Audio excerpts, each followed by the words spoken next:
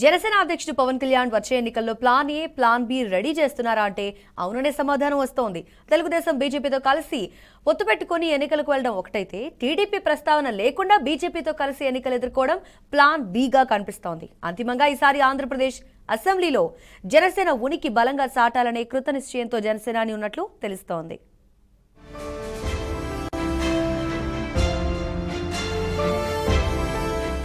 2019 ఎన్నికల్లో ఎదురైన ఘోర పరాభవాన్ని దృష్టిలో పెట్టుకుని చాలా ఆచితూచి అడుగులు వేస్తున్నారు పవన్ కళ్యాణ్.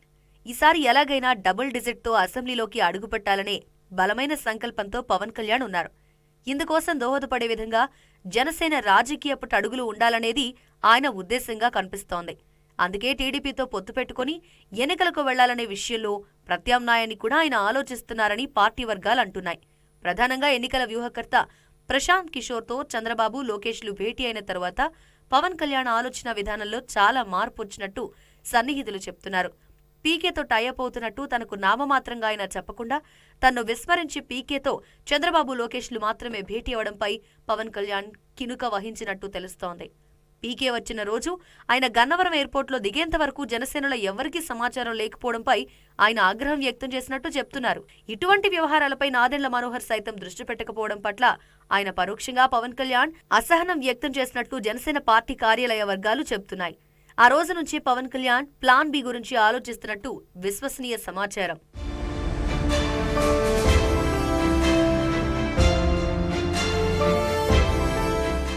పుండు మీద కారం చల్లినట్టు జనసేన టీడీపీ కూటమి అధికారంలోకి వస్తే ఎటువంటి సందేహం లేకుండా చంద్రబాబు నాయుడే ముఖ్యమంత్రి అవుతారని నారా లోకేష్ ఒక ఇంటర్వ్యూలో స్పష్టం చేయడం కూడా పవన్ కళ్యాణ్ కు ఇబ్బంది కలిగించింది. పవన్ కళ్యాణ్ కన్నా ముందు ఈ విషయంపై కాపు సామాజిక వర్గంతో పాటు ఆయన అభిమానులు, పార్టీ క్యాడర్ సైతం తీవ్ర ఆగ్రహం వ్యక్తం చేయడంతో పవన్ కళ్యాణ్ కూడా అనివార్యంగా ఈ వ్యవహారంపై పార్టీ క్యాడర్ కు సర్ది చెప్పుకోవాల్సి వచ్చింది. దీంతో ఆగ్రహం చెందిన పవన్ కళ్యాణ్ పార్టీలో జాయినింగ్స్ పైన, పార్టీ వ్యవహారాలు చక్కబెట్టుకోవడం పైన దృష్టి పెట్టారు. గత వారం 3 రోజులు కాకినాడలో తిష్టవేసి అందరి ఇన్ఛార్జీలతో వ్యక్తిగతంగా భేటీ అయ్యారు. అలాగే రేపటి నుంచి ఉభయ గోదావరి జిల్లాలో 3 రోజులు మళ్లీ మకాం వేసి సంస్థాగతంగా పార్టీని చక్కబెట్టే పనిలో ఉన్నారు.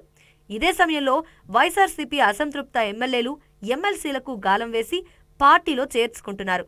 ఈ ప్రక్రియ ఇంకా కొనసాగుతుందని దాదాపు 20 మంది పైచిలకు వైఎస్ఆర్సీపీ సిట్టింగ్లను జనసేనలో చేర్చుకోవడానికి మంతనాలు జరుగుతున్నాయి.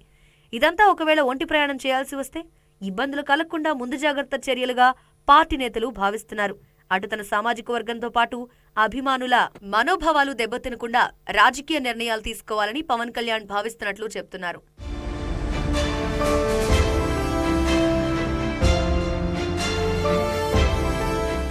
ఇదే సమయంలో పార్టీ సంస్థాగత వ్యవహారాలపై కూడా ఆయన దృష్టి పెట్టారు. ఇటీవల కాలంలో పవన్ కళ్యాణ్ పర్యటనల్లో నాదెండ్ల మనోహర్ పెద్దగా కనిపించడం లేదు. నాదెండ్లను పక్కన పెట్టి మరీ పవన్ కళ్యాణ్ జిల్లా పర్యటనలో చేస్తున్నారు. ఇన్ఛార్జీలతో సమావేశమవుతున్నారు. గతంలోలా జిల్లాల పర్యటనకు వెళ్లినప్పుడు హోటళ్లలో బస చేయకుండా పార్టీ నాయకుల ఇళ్లలోనే పవన్ కళ్యాణ్ ఉంటున్నారు. కేవలం సమావేశాలు మాత్రమే హోటళ్లలో నిర్వహిస్తున్నారు. ఇదంతా నాదెండ్ల మనోహర్ ని అవాయిడ్ చేయడానికే అని పార్టీలో సీనియర్లు చెవులు కొరుక్కుంటున్నారు. ఇక పవన్ కళ్యాణ్ ఫోకస్ అంతా కూడా తనకు బలంగా ఉన్న నియోజకవర్గాలపైనే ఉంది. కనీసం రాష్ట్రంలో 75 నియోజకవర్గాల్లో జనసేన బలంగా ఉందని, ముఖ్యంగా ఉభయ గోదావరి జిల్లాల్లో జనసేన ఒంటరిగా పోటీ చేసినా స్వీప్ చేస్తుందనే భావనలో ఆయన ఉన్నట్లు సమాచారం. ఇదే ఉద్దేశంతో పొత్తులో టీడీపీని 75 సీట్లు అడగాలని, ఇవ్వకపోతే 60 సీట్లకు ఎట్టి పరిస్థితుల్లో తగ్గకూడదనే ఆలోచనలో జనసేన ఉంది. కేవలం ఉభయ గోదావరి జిల్లాలపై ఫోకస్ పెట్టినా 2 జిల్లాలు కలిపి కనీసం 20 సీట్లలో జనసేన సునాయాసంగా గెలుస్తుందనే నమ్మకంతో పవన్ కళ్యాణ్ ఉన్నట్టు తెలుస్తోంది.